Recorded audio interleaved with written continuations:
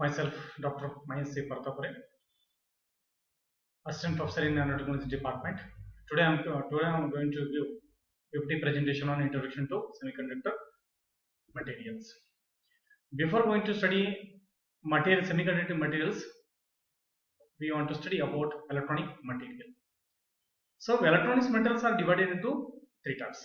One is conductor, insulator, and semiconductors. So conductor means which allows flow of current. The example for conductors are copper, silver, gold, aluminum, and nickel are the example for conductors. So alloys metals also example for conductors like brass and steel, which are example for good conductors. And salt water also good conductors. Insulators. Insulator which does not allow flow of current. The example for insulators: glass, ceramics, plastics, and wood. Most insulators are compounds of several elements. The atoms are tightly bound to one another, so electrons are difficult to strip away for current flow. Next, semiconductors. So semiconductors which is sandwiched in between insulator and conductor materials. So in another word we called as semiconductors are neither be insulator nor be conductor. So example for semiconductor materials are carbon, silicon, and germanium are the semiconducting materials. So most probably we are using silicon is the best and most widely used semiconducting material. So in periodic table, the semiconducting materials comes under in 4th A group. So these are the semiconducting materials what we are showing here: silicon and germanium. So after the completion of semiconductor, we want to go the fabrication process of semiconductor material. So we are using several steps. One is the lithography, etching, deposition, chemical mechanical, planarization, oxidation, ion implementation, and lastly diffusion. The figure shows that the manufacturing process of semiconducting material. So first one is lithography. So lithography is used to transfer a pattern from a photomask to the surface of the wafer. The pattern information is recorded on a layer of photoresist which is applied on the top of the wafer. The photoresist changes its physical properties when exposed to light or another source of illumination.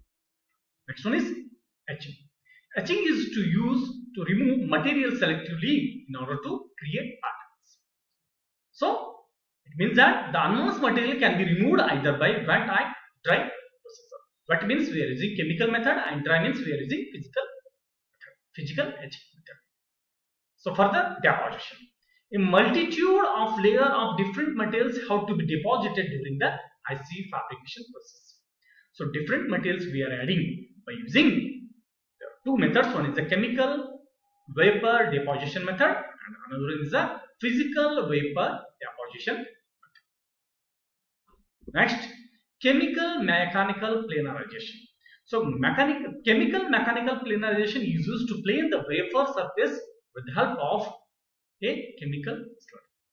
We want to do the whatever the surface we are using in the fabrication of semiconductor material, we want to do slurry material, means in softly. Okay. So next one is oxidation.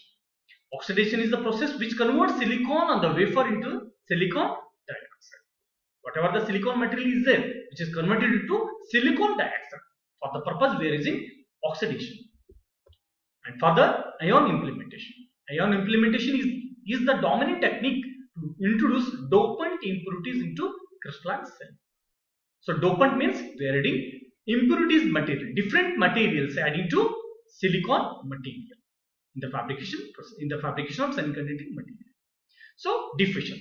Diffusion is the movement of impurities atoms in a semiconductor material at high temperatures, the driving force of diffusion in the concentration gradient.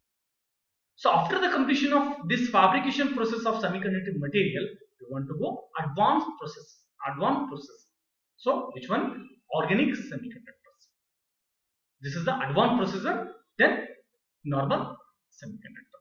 So organic semiconductors are semiconductors which is use organic molecules rather than the silicon for their active materials, which we are using the different we are using different chemicals like different molecules.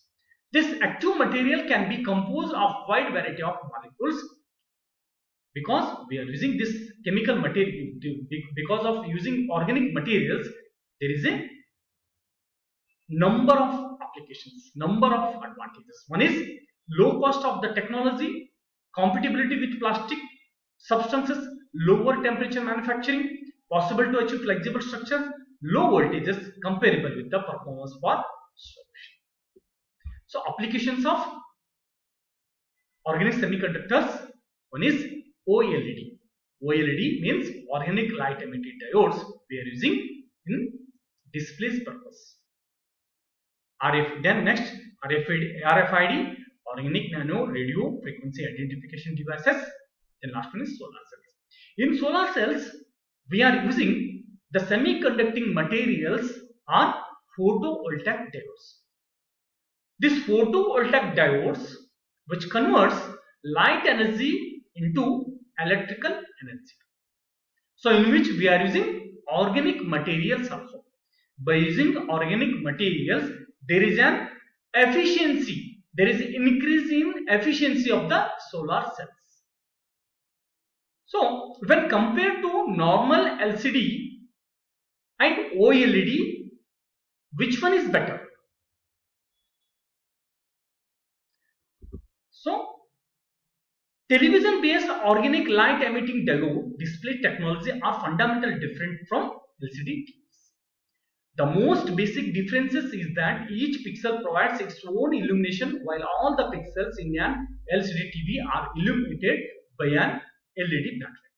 That differences leads to all kinds of pictures quality effects, some of which favor LCD but most of which benefits OLED.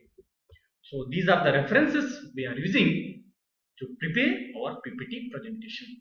Thank you one and all.